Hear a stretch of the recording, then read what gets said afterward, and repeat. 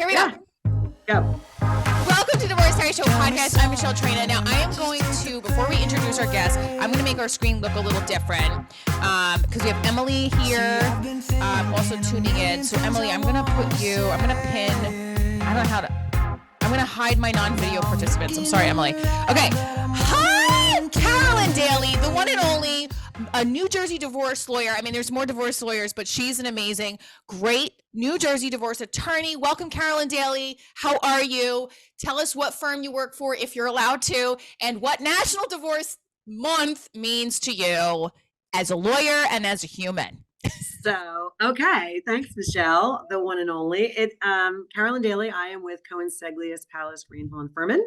We have offices in New Jersey and Newark, and we have offices in other states, but that's where I am in the New Jersey area and where I focus. And what does National Divorce Month mean to me? It means that for the last 2 weeks of December, I worry and think about everybody trying to get through the holidays for the last time who come January 1st, right?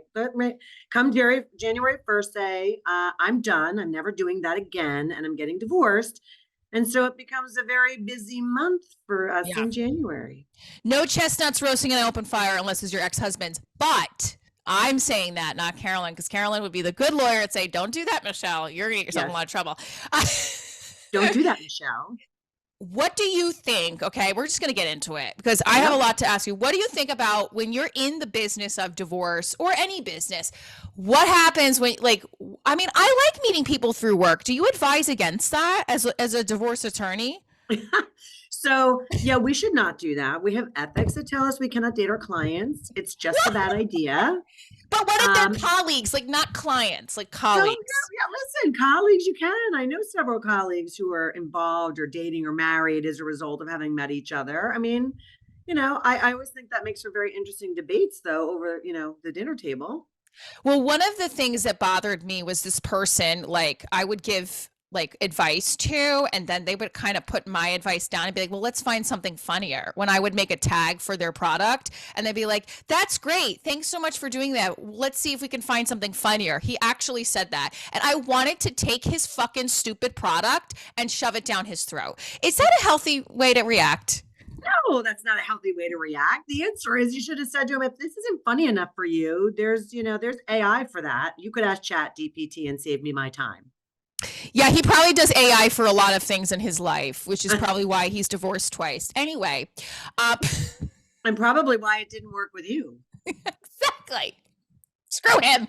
All right, so I want to hear, we were just talking about, there's a bunch of questions I kind of sent you, but I feel like we're just going to go into different realms, and I love it. National Divorce Day, a lot of people getting divorced want to start over and be happy, right? That's the whole goal. What is, as a divorce attorney, I'm sure you have a lot of crazy stories and funny stories, but you were saying, is there a craziest court story? Was that the one? Go ahead. Yeah.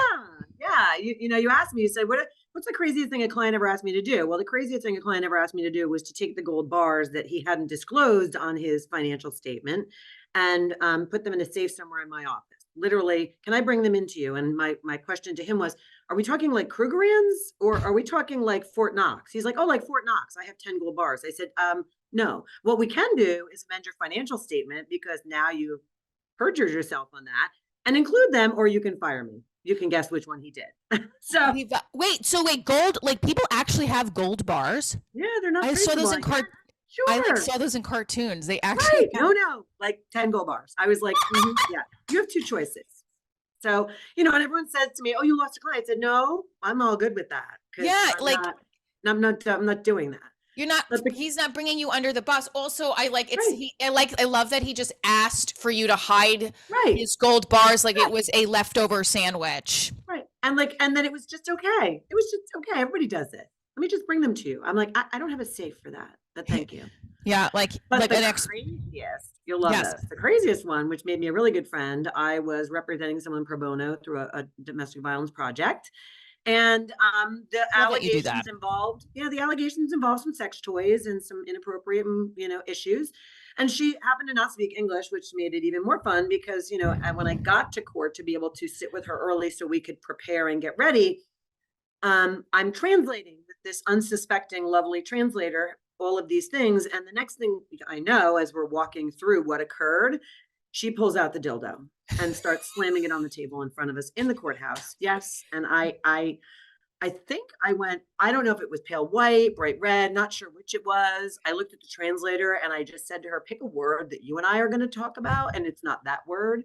And we're going to work to get through this. Well, let me ask you a question. What brand toys? I have no idea. I was so beyond astonished. I just had no idea what to do at that point. Wait, so and literally to the point that I had people in the courthouse who knew about the case and had read the, did she bring it? Did she bring it? I said, I have no idea what you're talking about. I'm trying to resolve this case and I can't. You know, I think those are great stories because the humor in that is like real. There's real shit going on. And I also feel like, you know, the irony of the dildo popping out in the Newark court system. I mean, I'm sure Newark has seen worse, but you know. No, this was Morristown. Morristown probably held their pearls in clutches. I trust me. When it came out, I was like, no, put that away. Yeah. I got it. I know you're prepared. You know, let me ask you a question. So first of all, I love that you do cases like that too, to help other women who have gone through domestic abuse, violence.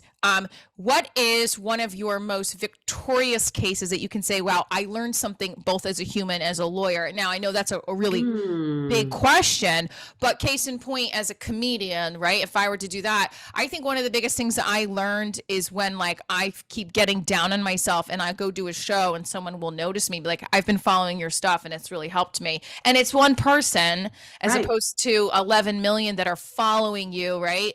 And you think, wow, I am making a difference. So those kinds of moments, do you have a moment like that as a divorce attorney, both either in court, in your office that have, I do. I mean, and I really sort of cherish those. I had never asked clients for reviews. Like, you know, everybody always goes out and asks, like, that's sort of a thing these days. And it was never something I did. I said, I did my job. Hopefully I did it well and whatever else.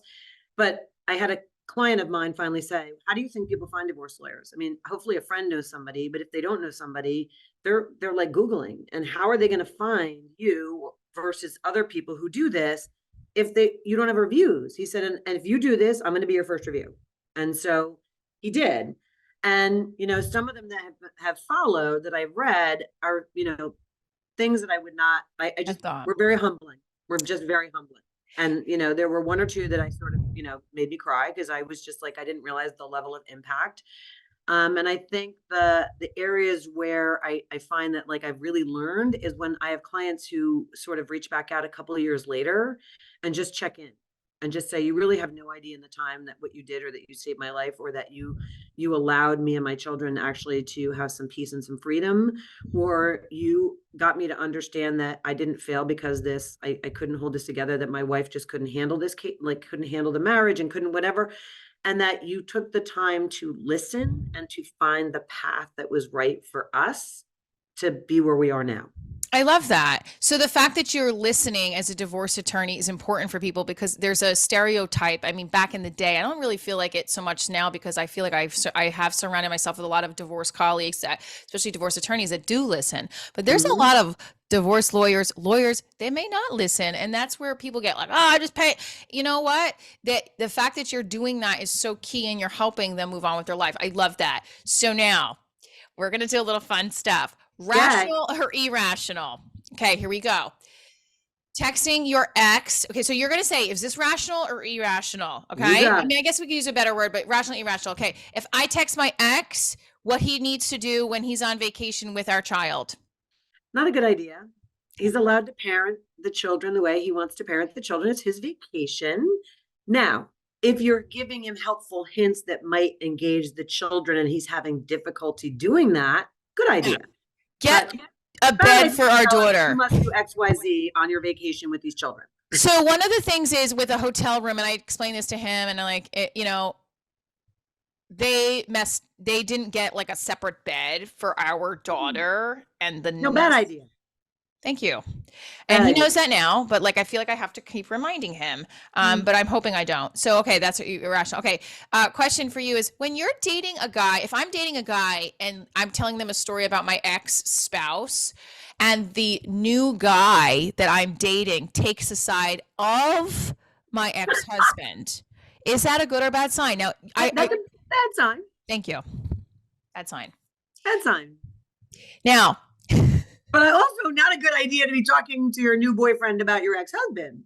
What if you have a comedy show about all your exes? Well, then I guess it's all going to come up. Right. So here's it. And as a divorce attorney, now, I have my ex-husband knows about my show, watch the show. What would you advise me if I were to get into a relationship with, well, that's been very hard to do for a lot of reasons. My attachment issues and the fact that if they misbehave, I am throwing them under the bus. Do you think that's rational or irrational? I will not be upset if you think that. So, I don't know, that's irrational. It might be part of your healing process, right? I mean, might be part of your healing process, your growth process. At least you know that, it might not be a great idea to throw them under the bus if they do something wrong, but okay.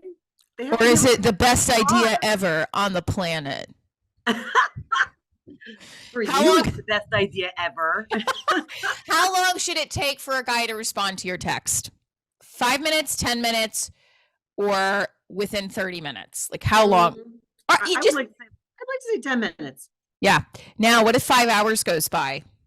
Yeah, it's a bad idea. And you're probably going to want to know why. And then you're going to ask him all kinds of questions. And it could be just simply he was tied up at work, but that's never going to work. So if he was tied up at work, what if I said, who tied you up and how old is she? Right. Yeah. Because that is what you would say, Michelle. I'm like, but at least he might laugh. That might break the ice.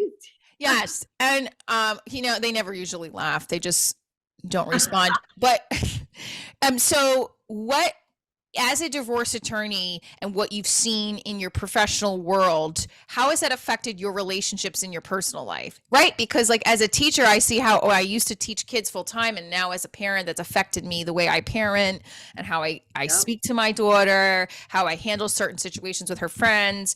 How does that affect your personal relationships?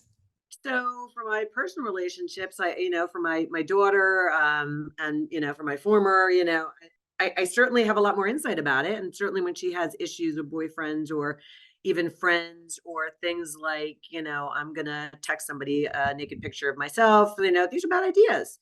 And so I certainly, I have a tendency to go to the, when she's a teenager and beginning to get ready to date, to talk to her about, what is domestic violence and, what does it look like and what are the issues and which is not what really other parents probably do, mothers. But, I was like, yeah, we're going to talk about all this stuff right now. No, I actually think more of us, I have talked to my daughter, maybe not directly about domestic violence, but I've talked to her about abuse in relationships because how else are they going to fucking learn? YouTube? Right. No, we got to have a conversation.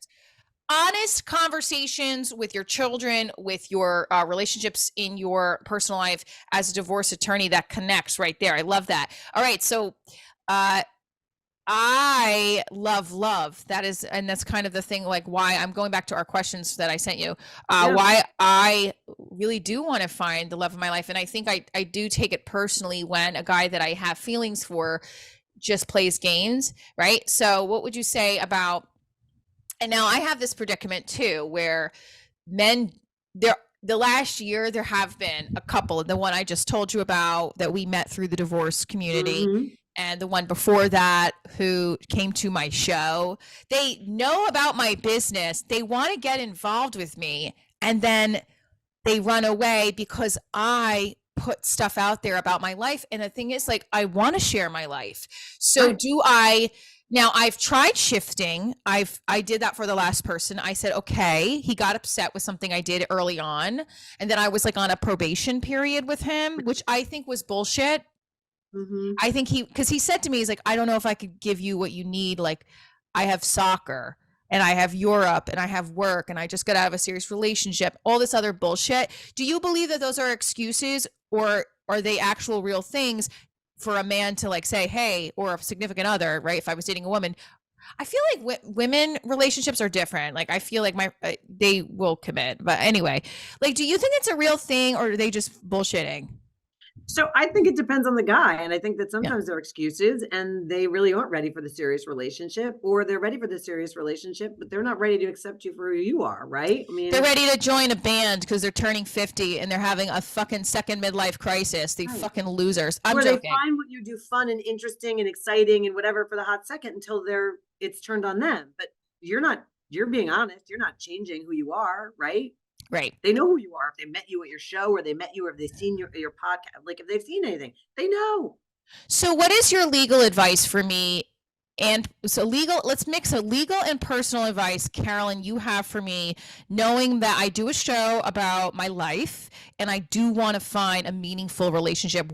How would you advise me to move forward in the dating world? So I think you have to be honest and upfront with everybody when they meet you, and have the conversation up front and say, listen, you do understand what I do for a living, right? And how I do it. And you've seen my shows. If you haven't, please go watch a few, because this is who I am. And you are either going to come along with that or you're not, because that's just honesty and real. And that gives them the option, and say, listen, I'm too old. I've been doing this long enough. Already been married, I have a kid. And so I'm okay either way. You can't handle it. It's okay. I'm not for you. I'm not for everybody. Right. I'm not for a lot of men, but I would say so I like that. And I've done that. But I still actually, now I'm starting to think that it's preventing them from even asking me out, or unless I'm just delusional. There's a guy I think that's really cute that from your perspective, personal and professional, there's a guy I think it's really cute. I met him through my other job with What's Up New York. Fuck, someone's gonna probably know who this is. But I feel like, hopefully he's watching. Hey, right. What would you say? Because I feel like he said, let's get for coffee, but I'm the one initiating, let's get coffee. Do you think it's just he's not interested, or he's afraid I'm gonna like put something out there about him? He might be afraid, but have the conversation. Don't make assumptions. You're too already out there to do that. Tell him to, ask him to coffee and say, listen, I think you're interesting. I'd like to do something else, but are you intimidated? Like, are you concerned about this? Like, and have the conversation, set some ground rules. I tell people, like, that is the biggest, people always say to me, what's the biggest reason people end up getting divorced? I mean, aside from the fact that we're having affairs, but that I think is a breakdown of this. It's communication. It's a failure of communication. It's not money. It's not and somebody having an affair is a failure to communicate their needs to their spouse. It also fails to communicate. Like, I was with a guy who just told me he was separated when really they were just sleeping on opposite sides of the bed. And that to him was communicating the wrong message, the half of the sentence. So what I wanted to ask, okay, so now end of our episode. This has been amazing and wonderful. The next time we're going to do this in person, because I think we'll get a lot of fun. Maybe do a lunch, we'll do a couple segments of the episode. What is something you'd like to ask me? So what do you think most people don't know about the divorce process but should? Oh, what do they think of the divorce process but they should? The nasty emails, not the emails that go back and forth between your lawyers, I got upset about it, and I didn't realize I was going to see those, and it would work me up. They may know that already, but that's something that caught me off guard. And this. When you finish your property settlement agreement, make sure if there's money involved, there's a date before you sign your fucking papers. Because I waited a year after to get my settlement, and I had to do threatening. Like, it was a bad thing, and it caused a little bit of a rift with the families. Yep. See? And what do you think is the most important thing that a divorce lawyer, what's one of the most important qualities for a divorce lawyer, good divorce lawyer? Answer my phone calls. Okay, that seems sort of basic, but okay. I used to hate when I'd have to get put on hold and then they get redirected. And I used to feel like that because I was not a high profile client. And I'm not dashing I liked my divorce attorney, but I felt like he was giving me a deal, so I got the deal. And I mean, listen, it is what it is. I was really broke. I mean, not that I'm way off of not being, extremely wealthy, but I was broke at the time. So he was giving me a deal. So I felt like, can you answer my calls even though I'm not a high profile client? Important. I think, see, again, communication. A lot of communication in divorce, dating, co-parenting. It's and it's also hard to, I think, to communicate when you're fearful of confrontation, which I can be sometimes. And I just say to myself, objective. Don't go subjective route, because then it's like your ex-husband does not give a fuck what you think your opinion is of being a good parent, because he thinks he's great and you think you're great. Really good communication methodology. Bill Eddy, I give credit where credit's due. It's called BIF. Brief, informative, factual, focused. That's it. There's no emotion, no subjective, no anything else. Probably no more than 3 to 5 sentences. That's it. Done. You've communicated. You get back. That it works. It works. Biff does work. Although if we're talking about the play where Biff killed himself, wasn't that the old? No, that doesn't work then. Carolyn, you are amazing. Let's just tell everybody, first of all, where they can find you and how if they are going through a divorce, how to hire you and just connect with you, either also on a collaborative level in the divorce world. Absolutely. So you can certainly find me on LinkedIn. I'm on LinkedIn. I also, you can find me on the webpage where my office is, Cohen Seglius. Just Google me in New Jersey. You'll find Cohen Seglius. You'll go to my profile. You'll be able to connect with me. My email is there. You can also call the office if you have questions or you're looking to hire me, which is 973-474-5003. And I do webinars. There are webinars on the website. I lecture, so you can certainly go find some of that information. But I would tell you my motto about divorce is divorce without the drama. And I think that people should understand that this is your divorce, your case, your matter, your children, your lives. So you have the majority of the say in it. Don't assume that you should just say, "Oh, my lawyer told me I can't do that." It is the phrase that drives me the most crazy in cases. Because really it's about finding what works for you, your family, your kids, and let's navigate the process, get to that point and move you on. Divorce, you have the say. Less drama, more laughter. Thank you, Carolyn Daly. We'll make sure that the link is in the description on the YouTube channel and on Spotify and everywhere you listen to podcasts. I'm Michelle Traina. Thank you, Carolyn, so much. Keep tuning in to Divorce Diaries and keep living your happily ever divorce journey.